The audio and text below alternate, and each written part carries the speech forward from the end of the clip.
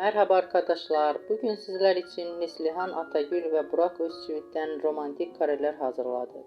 Burak Özçivit, Kara Sevda, Kuruluş Osman ve Çalı Kuşu dizisinde rol almış ve herkes tarafından beğenilmişler. Biz de sizler için onların güzel paylaşımlarını hazırladık. Bu videoların devamlı gelmesini istiyorsanız kanalımıza abone olup yorum yazmayı unutmayın. Bizden bu kadar.